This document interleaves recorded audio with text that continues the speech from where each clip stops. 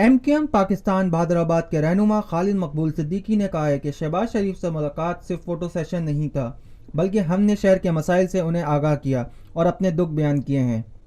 MQM Pakistan Bahadurabad के रहनुमा खालिद मकबूल सिद्दीकी ने वज़ीर आला पंजाब मोहम्मद शहबाज शरीफ के हमरा ज़राए इब्लाग़ आमा के नुमाइंदों से गुफ्तगू करते हुए कहा कि इन्होंने कमाल मेहरबानी के साथ हमारी सारी गुफ्तगू सुनी। हमने भी इनके नुक्ता नज़र को समझने की कोशिश की। हमने अपने सिंध के शहरी इलाकों के, शहर कराची के दुख भी बयान किया है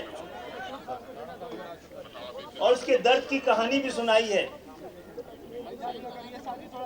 गुज़श्ता 10-12 साल से सिंध की सूबाई हुकूमतों ने सिंध के शहरी इलाकों के साथ जो कुछ किया है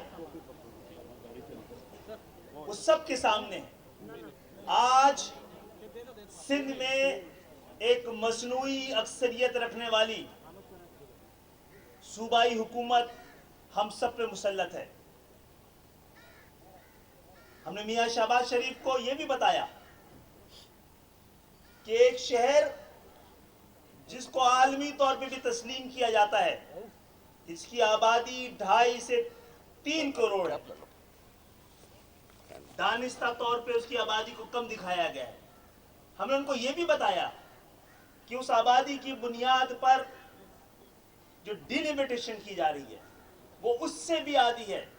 हमने उनको बताया है किस तरह एक मुनज़्ज़म साजिश और कोशिश के जरिए सिंध के शहरी इलाकों में बसने वालों के सियासी रिप्रेजेंटेशन को ऐवानों में कम से कम दिखाने की जो साजिशें पहले की जाती रही हैं वो तेज तर हुई हैं।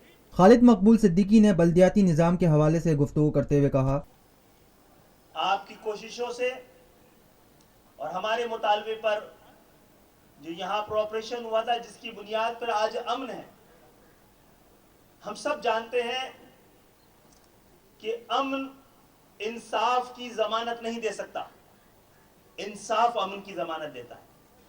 हमने वो इंसाफ इनसे भी, अदलिया से भी, पाकिस्तान की रियासत के तमाम सतूनों से इस शहर के लिए मांगा है। 30 साल से MQM हर अच्छे और बुरे दौर में यहाँ की सिंध के शहरी इलाकों की सोल रिप्रेजेंटेटिव जमात रही है। हमने मौजूदा जो बहरान है बिजली के, पानी का, उसके हवाले से भी बात की है कि कई मामला जो हैं वफाक के देखने के, और मजबूरी में वो बहुत सारे मामला जो सूबों के देखने के भी थे वो भी हमें इनसे ही करने पड़ रहे हैं।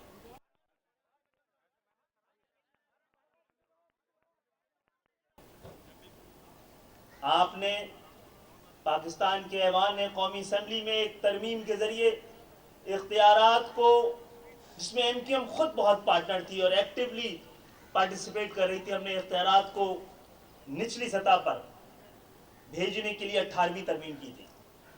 हमने इनको बताया है कि ज़रूरत अब पाकिस्तान को इस बात की है कि तमाम पॉलिटिकल पार्टीज मिलकर एक और आईनी तरमीम के जरिए इन इख्तियारात को मजीद निचली सतहों तक लेके जाए।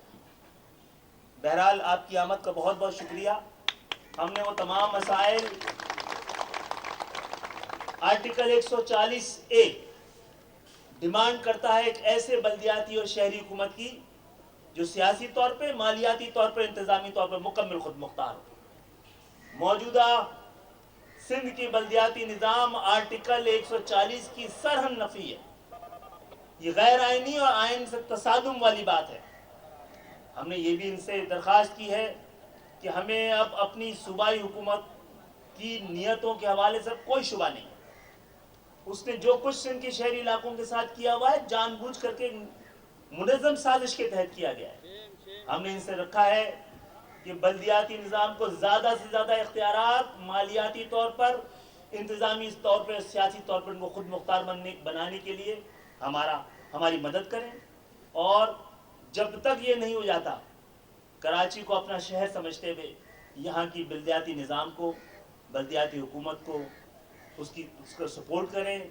उसके लिए जो कुछ आपने कमाल मेहरबानी से ऐलानात किए थे पैकेजेस के कराची और हैदराबाद के लिए, وہ آ رہے ہیں لیکن اس کی رفتار شہر کی پریشانیوں سے بہت کم ہے. اس کی رفتار میں بھی اضافہ کیا جائے تاکہ لگے سندھ کے شہری علاقوں والوں کو کہ وہ دوسرے یا تیسرے درجے کے شہری نہیں ہیں. ہم عام پاکستانیوں کی طرح ہم بانیان پاکستان کی اولادیں ہیں جو سندھ کے شہری علاقوں میں آ کے آباد ہوئی ہیں, اور ایک عام پاکستانیوں کی طرح ہم بھی سمجھتے ہیں کہ ہمیں بھی دوسروں کی طرح برابر کا حقدار اور برابر کا وفادار سمجھا جائے. آپ یہاں آئے, ہم سب کو خوشی ہوئی, ہمیں امید ہوئی ہے کہ ہمیں انصاف ملے گا.